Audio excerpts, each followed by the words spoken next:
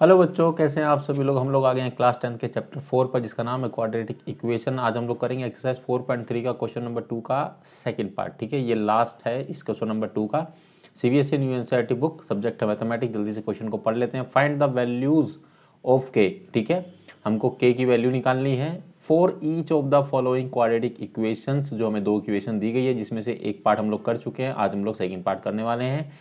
So that they have 2 equal roots. मतलब 2 equal roots का मतलब क्या हुआ बच्चों? 2 इक्वल रूट का मतलब क्या होता है? इसका मतलब बहुत सिंपल है कि d इज इक्वल टू 0। ठीक है, ये आपको पता होना चाहिए, ये बहुत इंपॉर्टेंट है। ठीक है, ठीक है। Now what we have to do, ये हमें इक्वेशन दी गई है। ठीक है, इसको सोल्व कर लेते हैं। तो ये आ जाएगा आपका k इंटू में एक्स स्क्वायर करिए इसको, ये हो जाएगा k एक्स का स्क्वायर, और दूसरा पार्ट हो जाएगा आपका k इंटू में 2kx। ठीक है, और ये प्लस का 6 एज इट इज रहेगा, इज इक्वल टू 0। ठीक है बच्चों, अब हम लोग क्या करेंगे, यहाँ सिंपली a की वैल्यू क्या है, b की वैल्यू क्या है और c की वैल्यू क्या है वो लिख लेंगे। ठीक है, लिख लेते हैं यहाँ पर। सो a की वैल्यू क्या है बच्चों, k है। ठीक है, और ये b की वैल्यू क्या है, -2k है। ठीक है, मैं स्मॉल में लिख रहा हूँ, -2k है, और ये कितना है, 6 है। क्लियर है बच्चों? ठीक है, simply d is equal to क्या था, 0 है। तो d का फॉर्मूला क्या होता है, ये d है बच्चों। ठीक है, b square -4ac is equal to क्या है, 0। सिंपली जो a b और c की वैल्यू है वो इस फॉर्मूले में पुट कर दीजिए। ठीक है, इक्वल टू 0 है, आपका k की वैल्यू आ जाएगी। आप करके देखो, मैं भी कर रहा हूँ साथ साथ में।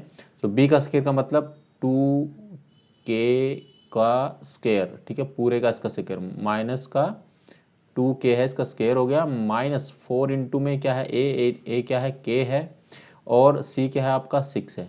ठीक है, इज इक्वल टू क्या हो गया बच्चों, 0। इसको फर्दर सोल्व करेंगे तो ये हो जाएगा 2 2 ज़ा 4, तो 4k का स्क्वायर हो जाएगा।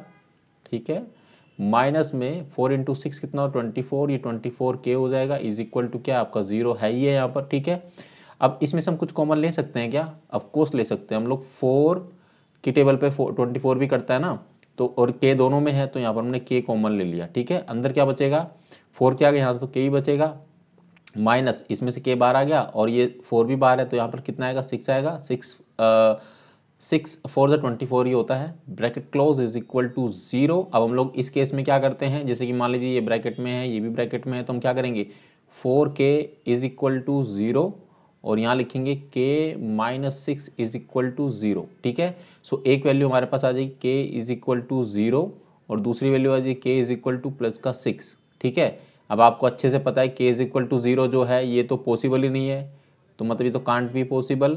ठीक है, कांट बी पॉसिबल।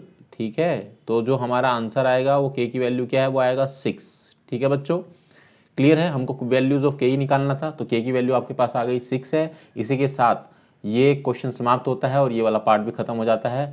इस वाले क्वेश्चन में अगर कोई भी डाउट है, कोई भी समस्या, कोई परेशानी, तो आप कमेंट सेक्शन में पूछिए। इसके अलावा पूरे 10th क्लास में कोई भी चैप्टर आपको पूछना है, कोई भी चैप्टर का आपको कुछ भी क्वेश्चन पूछना है, तो प्लीज़ आप पूछिए। आउट ऑफ द बुक भी आपको कोई क्वेश्चन है आपके पास में, तो भी आप पूछ सकते हैं। ठीक है, और मेरे साथ प्रैक्टिस ज़रूर करते रहिए। अब हम लोग ज़्यादा से ज़्यादा वीडियो डेली डाल रहे हैं, ताकि हम लोग भी आपके साथ साथ सारे चैप्टर्स को कवर कर सके, कोशिश कर रहे हैं। ठीक है, और अपना ख्याल रखिए, प्रैक्टिस करते रहिए, and exam day by day near है, तो अच्छे से पढ़ाई करिए। और चैनल को सब्सक्राइब करना ना भूलें, क्योंकि जितनी वीडियो डलेगी उसका नोटिफिकेशन आपको मिलेगा अगर आप बेल आइकन को दबाएंगे। ठीक है, वीडियो को लाइक करें, ज़्यादा से ज़्यादा शेयर करें अपने दोस्तों के साथ, ताकि उनकी हेल्प हो सके जो सेम क्लास में पढ़ते हैं। एंड मिलते हैं आपसे अगली वीडियो में, जिसमें हम लोग थर्ड क्वेश्चन को करेंगे। ठीक है, तब तक के लिए thank you very very much.